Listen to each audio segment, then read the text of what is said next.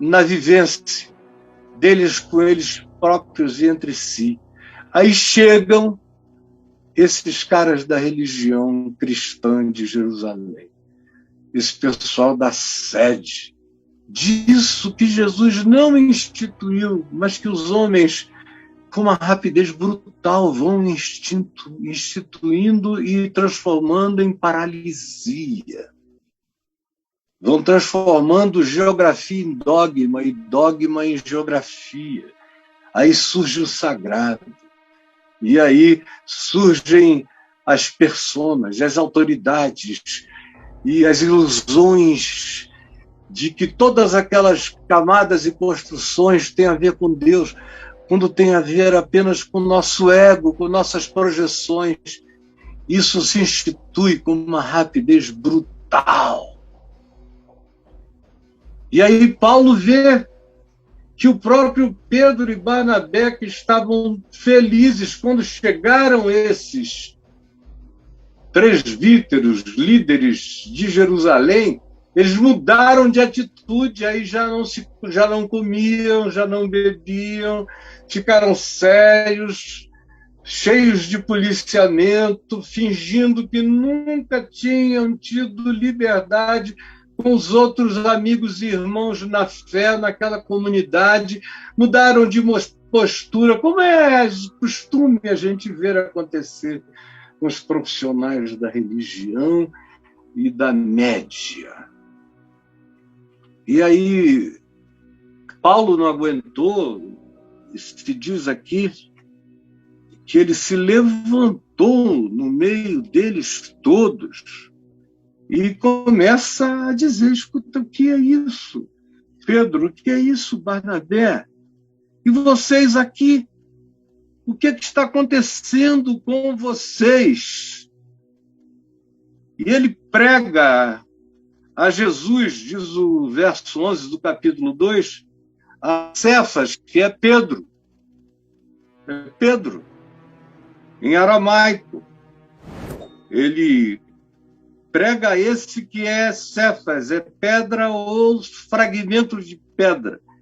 E diz que ele veio a Antioquia e Paulo diz: resistir-lhe face a face, porque se tornara repreensível. Com efeito, antes de chegarem alguns da parte de Tiago em Jerusalém, comia com os pagãos, com os gentios. Quando, porém, chegaram, ele se afastou e, por fim, veio a se distanciar, temendo ser julgado pelo povo da lei, que não tinha entendido que o fim da lei é Cristo, é a cruz. Está pago, está consumado. Eram judeus que queriam ser cristãos sem largar o peso da lei, porque o fim da lei é Cristo. Continuar com a lei depois de Cristo é necrofilia, é fazer amor com mortos, é paixão de cemitério. É isso que está dito aqui. E é o que Paulo diz a Pedro, a Barnabé, na presença de todos.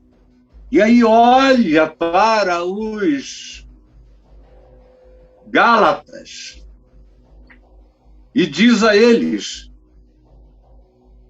vocês são insensatos. Ele inicia com uma afirmação: ó insensatos.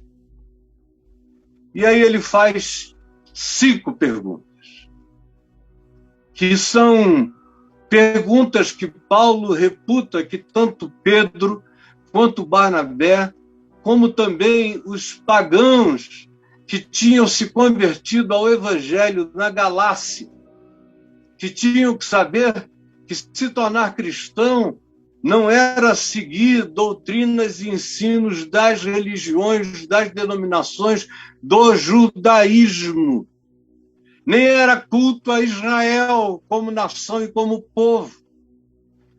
E que eles estavam livres para serem de Jesus com a cor que tivessem, como tivessem crido e ouvido, que eles estavam livres do peso e do juízo sexista que caía sobre cada um deles em cada local ou cultura do planeta, porque era tudo extremamente semelhante, que eles estavam livres de terem que seguir o curso deste mundo, os ditados deste mundo, a ditadura deste mundo, que eles tinham a liberdade para virar contra o fluxo e andar na contracultura contemporânea que leva de vaidade em vaidade, de loucura em loucura, a uma existência vazia, sem significado, sem explicação, sem sentido, sem razão de ser.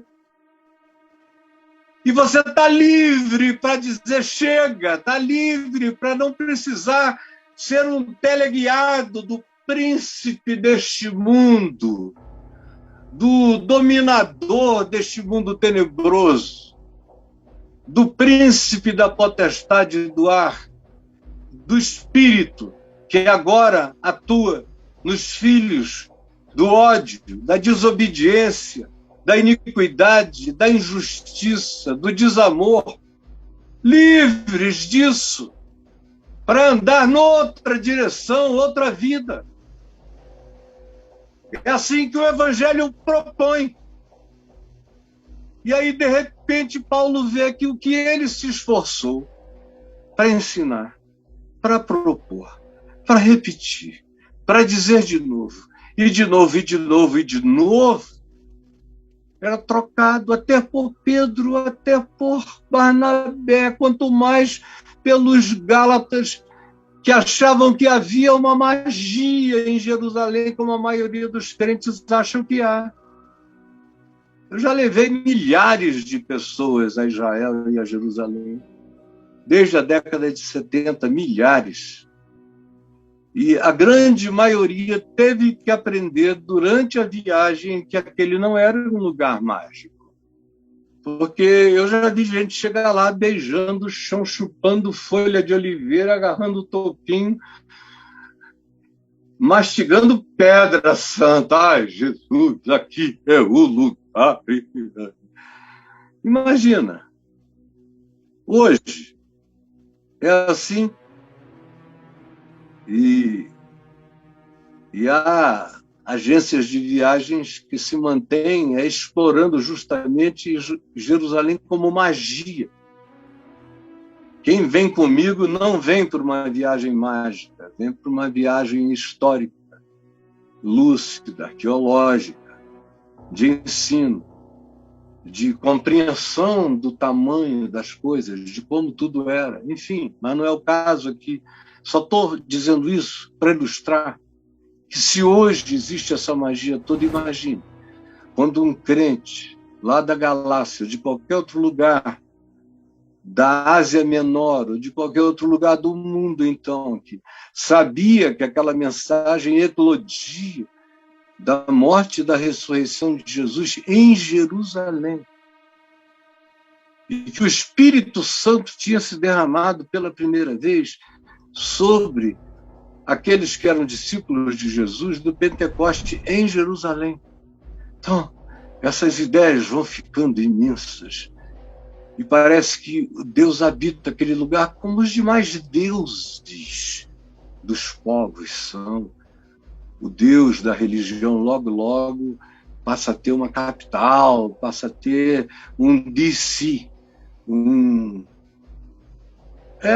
Washington DC, um Vaticano, uma Meca, uma Jerusalém, uma Alasca, ou qualquer que seja o centro de culto, de sagrado, lugar de poder, do deserto, qualquer que seja ele, do Mojave, aonde haja pedras hipermagnetizadas, é um lugar.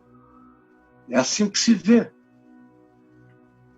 Aí Paulo, de repente, olha e vê o próprio Pedro com Barnabé caindo num reducionismo de alimentarem no coração dos irmãos da Galácia aquela ideia estranha de que a relação com eles não era absolutamente franca, nem sincera, e que a referência vinha toda de Jerusalém até para Barnabé e Pedro. E Paulo diz que isso é uma subversão da liberdade em Cristo, do Evangelho. O Evangelho não são palavras, é vida, é modo de viver. E tem que carregar essa liberdade, porque ele vem dizer aqui no capítulo 5 adiante, foi para a liberdade que Cristo vos libertou. Não vos ponhais, pois, outra vez em jugo de escravidão. A questão toda é essa, esse voltar atrás. Esse voltar atrás, que eu já vi milhares e milhares e milhares de vezes pessoas voltando atrás, esquecendo do que já alcançaram e andando no outro caminho, de marcha ré. Ó Gálatas insensatos, aí vem a primeira pergunta. Anote, guarde no seu coração e responda hoje. Quem fascinou você mais do que Jesus? É o que ele pergunta. Quem vos fascinou a vós outros? Ante cujos olhos foi Jesus, o Cristo, exposto como crucificado? Quem foi que fascinou vocês e tirou os olhos de vocês do Evangelho? Porque a cruz é a expressão suprema, rasgante, dilacerante, completamente corrosiva da verdade do Evangelho. É a cruz. Quem foi que tirou os olhos de vocês da cruz? Gálatas loucos. Quem foi que conseguiu fazer o malabarismo de tirar os olhos de vocês do Cristo, que é Jesus, crucificado, do significado da cruz, que é perdão de pecados, que é graça para todos, é graça para todo arrependido de coração, para todo aquele que tem esperança em fé de entrar na graça de Deus e se tornar cidadão do paraíso, que na cruz novas famílias são feitas, eis aí a tua mãe, eis aí o teu filho, que na cruz o ser humano tem a dignidade de querer água ao invés de vinagre, que na cruz a angústia humana é tratada, o que faz matar, o que faz ter vontade de morrer, que na cruz a solidariedade de Deus para com a miséria humana é absoluta, e a expressão do juízo de Deus com aquilo que destrói a vida está completa, porque Deus mesmo morre a morte praticada com iniquidade sobre os iníquos e sobre os inocentes, porque ninguém se justifica sozinho diante de Deus, pois todos pecaram e todos igualmente carecem da glória de Deus. Quem foi que tirou os olhos de vocês dessa consciência de que a cruz é demonstração de que Jesus veio para servir, não para ser servido, e que assim como foi o Senhor, assim deve ser o servo. Foi o que ele nos ensinou. Portanto, que o que é elevado diante dos homens é abominação diante de Deus, que o que é tesouro e potentado diante dos homens é tolice, é vanidade, é vacuidade diante de Deus. Quem foi que mudou o olhar de vocês? Meu Deus, que magia é essa? Que poder é esse? Como é que vocês são tão dados, ao invés de ficarem mais livres, a voltarem e a recolocarem algemas e as vestirem de novo as amarras das prisões, as camisas de força. Que loucura é essa? Que retrocesso? Que vocação para o atraso, para voltar atrás, para piorar ao invés de ser para melhorar? É a primeira pergunta. Está aí no verso 1 desse capítulo 3. Responda para você. Porque se essa pergunta foi feita a Pedro e a Barnabé também, imagine se ela deve ou não deve ser feita a mim, por mim, para mim mesmo. E hoje, por mim, para nós, meus amigos e amigas queridos aqui. A segunda resposta, absolutamente essencial, se a gente quiser continuar dizendo que é no Evangelho da liberdade, da graça de Deus, que nós estamos prosseguindo, então nós precisamos responder a seguinte pergunta: o Espírito de Cristo, Espírito com E maiúsculo, Espírito Santo, que é o Espírito de Cristo, Espírito com E maiúsculo, o Espírito de Cristo se derrama sob a lei quando a gente está curvado debaixo da lei, ou o Espírito de Cristo, o Espírito Santo, se derrama quando a gente se curva com o coração aberto diante da graça, do amor de Deus, do favor imerecido. A justiça não é minha, não sou eu que me autoproclamo, eu não me auto-justifico, eu não tenho justiça nenhuma, eu não ofereço piedade alguma. Eu estou aqui para crescer, para melhorar, para me converter, para crescer e me tornar dia a dia cada vez mais segundo Jesus, segundo Cristo, conforme o homem, o Filho do homem, o Jesus, que é o Cristo, e que é o homem, o Filho do homem, entre nós, mostrando como é ser gente, como é ser livre, como é ser aquele que agrada ao Pai, sem se curvar diante das loucuras dos homens praticadas, a maior parte delas em nome de Deus. O Espírito de Cristo se derrama quando a gente chega no Monte Sinai, é Moisés que derrama o Espírito Santo, ele quebra as tábuas e faz pó, e dá pó, água em pó, de lei para o povo beber. Quando é? Ora, o fim da lei, como ilusão de salvação, termina quando alguém enxerga Cristo em Jesus, crucificado. Aí não tem mais retrocesso.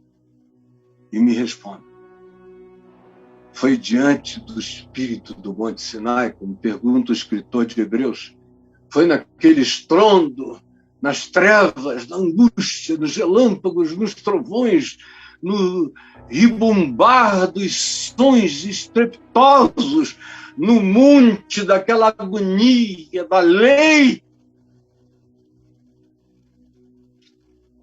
que o Espírito Santo se derramou, ou ali que se derramou foi o Espírito do medo, a ponto de que o povo disse: fales tu a nós, Moisés, mas não nos fale Deus, porque é insuportável. Foi sob a sombra da lei ou foi sob a luz da graça que o Espírito de Cristo se derramou? É a pergunta dele no verso 2. Quero apenas saber isto de vós. Só isto. Responde: recebestes o Espírito Santo pela prática das obras da lei, como bons fariseus e judeus do judaísmo, ou vocês receberam um Espírito de Cristo quando vocês foram impactados pela pregação, pela palavra, aquela palavra, aquele momento, instante de acender de fogo, fogo, fogo, fogo, do incêndio da palavra, como acontece agora, por exemplo, no coração de muitos que estão me ouvindo e dos milhões que vão me ouvir, vai acender aquele fogo. Foi ameaçados pela culpa da lei, ou vocês foram incendiados? O Espírito, a chama de fogo caiu quando vocês foram queimados pela presença do Espírito de Cristo, do Espírito da graça, do Espírito da ressurreição, do Espírito do perdão, do Espírito do favor imerecido, do Espírito da justiça que decorre da fé. Me respondam só isto, Paulo diz. E a terceira pergunta, que ele manda que respondamos, está aqui no verso 3. Qual é a loucura de começar no Espírito?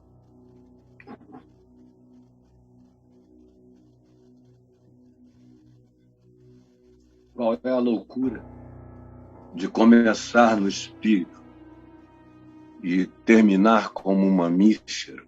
Imagina só, o cara começa como anjo e termina como porco. O sujeito começa como um querubim e termina como uma capivara. O sujeito começa como um arcanjo de sublimidades e termina como uma topeira no subterrâneo da existência, sem saber para onde vai. O cara começa como um santo, termina como uma serpente astuciosa. A pessoa começa na alegria da liberdade de Deus. Depois de um tempo, vai ficando tão santarada que se transforma naquele santarrão adoecido que eu costumo chamar de santarado, que é esse mamífero raivoso que conseguiu ficar pior do que gorilas, chimpanzés, que têm códigos de sobrevivência muito melhores do que aqueles que nós praticamos entre nós. Você pensa que 0,5% dos gorilas controlam todo o recurso de subsistência do resto dos gorilas existentes? Ou você pensa isso de quem? Isso é possível ser pensado dos piores mamíferos. Demos um salto. A inteligência funcional promoveu em dimensão exponencial a nossa animalidade, a nossa carnalidade, a nossa voracidade de bestas mamíferas, que até o seio da mãe às vezes é chupado até não ter mais nada do pai e da mãe, roem tudo de qualquer um. Qual é a loucura de começar do Espírito de Cristo, no Evangelho, e terminar como um mamífero, como um cão rolando sobre o próprio vômito ou correndo atrás do próprio rabo? Sois assim insensatos, que tendo começado no Espírito Santo, estejais agora vos aperfeiçoando na carne. É o cara que troca a vida da ressurreição pela existência de um zumbi. Qual é a loucura de começar no Espírito e terminar como um mamífero alegando que não se controla no seu vício, egótico, diabólico, como nenhum mamífero da Terra possui. E aí vem a quarta pergunta. Preste atenção nela. Olha aí. Todo sofrimento e renúncia pelo Evangelho foram em vão? Foram em vão? Sofrimento e renúncia pelo Evangelho foram em vão? Me responda. Porque você já passou coisa pra caramba. Isso tudo foi por nada. Eu fico vendo tudo que eu já atravessei na vida. Quanto mais eu vou adiante, mais eu tenho razões para prosseguir. Porque eu não vivi por nada. Eu não vivi em vão. Se para mim o viver não for Cristo e o morrer não for lucro, se eu não tiver essa certeza, essa convicção, essa retroalimentação existencial que eclode da ressurreição, se eu não tiver a força sinergética desse poder, como dunamis, gerando a energia da minha mente, do meu espírito, da minha existencialidade, se eu não me alimentar dessa consciência de que eu não nasci para existir em vão, eu nasci para esquecer das coisas ruins que para trás ficam, não como um sociopata ou psicopata, mas como um ser saudável da metanoia, do arrependimento, e prosseguir, prosseguir, prosseguir, e seguir, e ir de novo. Tantas vezes quantas sejam necessárias, olhando para frente, sem adotar a existencialidade da mulher de Ló, que olhou para trás e virou estátua e petrificou-se, não indo adiante, prosseguindo, de fé em fé. Porque eu não vim ao mundo para viver em vão. Prossigo para as coisas que diante de mim estão, para alcançá-las, para completar a minha carreira, para ficar cada vez mais parecido com Jesus. Enquanto eu estiver na Terra, eu quero ser um pequeno Cristo de Deus, um Jesusinho, como eu puder. Quem quiser aproveitar, aproveite. Eu tento fazer isso de dentro do meu quarto, a minha manifestação mais pública. Na minha limitação, é esse o ser que eu busco ser. E dele eu não tenho retrocesso, é só para me conformar com a imagem dele, com o caráter dele, com ele próprio crescendo em mim, é que eu existo, é que eu sou. Todo sofrimento, toda renúncia, toda dor, toda perda, toda incompreensão, toda loucura, toda e qualquer coisa contra mim ou em meu favor, tudo não foi em vão. Seria em vão se eu não aproveitasse tudo como ensino para eu crescer, para eu transferir como entendimento do Evangelho, para fortalecer a compreensão, a fé, a segurança, a raiz da árvore da vida no ser de cada pessoa, que recebe a semeadura desse sêmen eterno, dessa semente de Deus, que faz crescer a raiz da árvore da existência eterna em nós. da vida eterna, do fruto eterno. Eu não vim para não completar essa carreira, para não guardar essa fé. Como diz o verso 4, terá sido em vão que tantas coisas sofrestes. Na minha vida, não. Tudo vai fazer sentido. Até o fim. E não é por teimosia, é por convicção na fé, cada dia mais profunda. Não foi em vão as coisas que eu sofri. Elas me melhoram, me melhoraram, me melhorarão. E me farão cada vez mais usá-las na direção de me aformosearem conforme a face de Cristo em Jesus.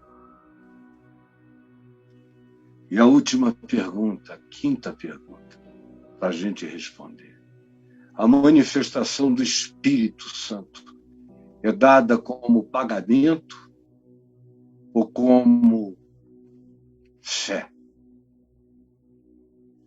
A manifestação do Espírito Santo é a pergunta que ele faz no verso 5. Aquele, pois, aí ele chama toda a carga das 4 perguntas anteriores.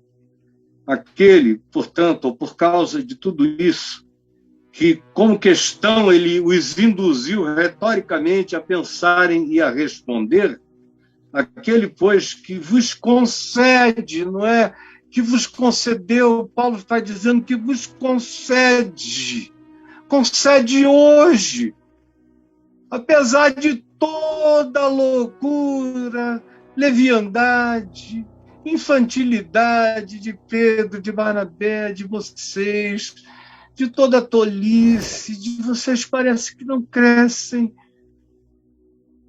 mas Deus concede o que concede, até vocês estarem ouvindo o que estão ouvindo, Ele concede isto. Me respondam. Ele concede o Espírito que está operando milagres na mente, no coração, no entendimento, nas emoções, dos traumas, no inconsciente, na consciência, no comportamento, aquele que vos concede o Espírito e que opera milagres e impossibilidades entre vós, que manifesta o céu como graça, porventura faz isso por causa da obediência de vocês a Moisés, a lei, a religião, seja ela qual seja, que no caso era o judaísmo, mesclado com pseudo-evangelho, ou é pela palavra da fé?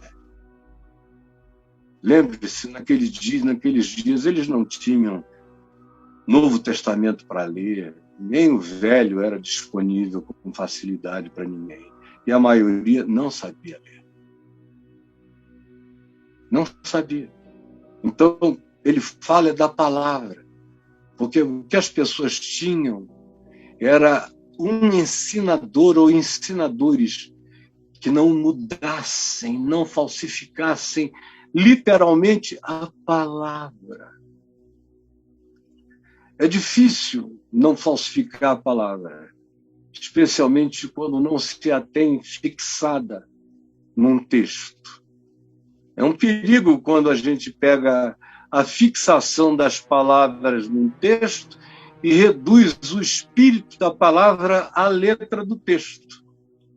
Mas também é extremamente perigoso quando não se tem uma referência para dizer não, foi assim que foi dito, ou foi assim que os que tiveram contato com ele mais íntimo ouviram, repetiram e repetiram tantas vezes que pela soma das repetições nós chegamos a essa média ponderada e consensual.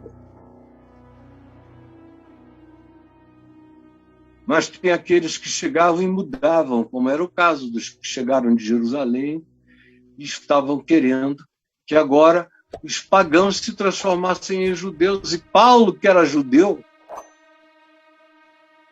e também tinha um título de cidadania romana, que recebera o evangelho fora de Jerusalém, entrando em Damasco, sem pregação de ninguém, não aceitava que o Cristo que ele conhecera, a luz do sol, e que fizeram o sol ofuscar-se, a luz e a voz que o derrubaram de sua montaria, fosse reduzido a costumes judaicos. Ele não aguentava.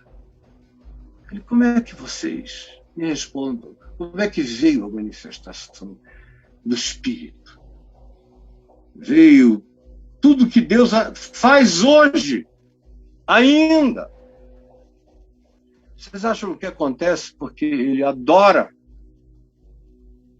Ele é tarado em religião, em modos, em formas, em ritos, em doutrinas, em culturas?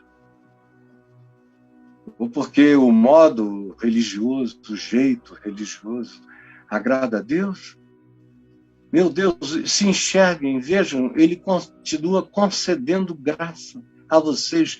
Se enxerguem, apesar de vocês. Me respondam, isso é porque vocês são os santos da lei ou porque vocês creram na pregação da fé? A pregação da fé é aquela que diz que nós somos justificados mediante a fé. Que pela graça nós somos salvos mediante a fé. E que diz que o fim da lei é Cristo. Para a justiça, justificação de todo aquele que crê, uma justiça que vem do alto. Agora, ela faz de mim um inconsequente? Não. Ela faz de mim um santo que dá fruto natural do amor de Deus. O amor não transgride a lei. Ele é naturalmente cumpridor de tudo que é bom. O amor. E é espontâneo. Senhor Jesus, permite que cada um se sinta obrigado a responder e a viverem de maneira fiel a resposta que seus corações conhecem. É o que eu te peço, e tu realizes. Em nome de Jesus. Amém e amém.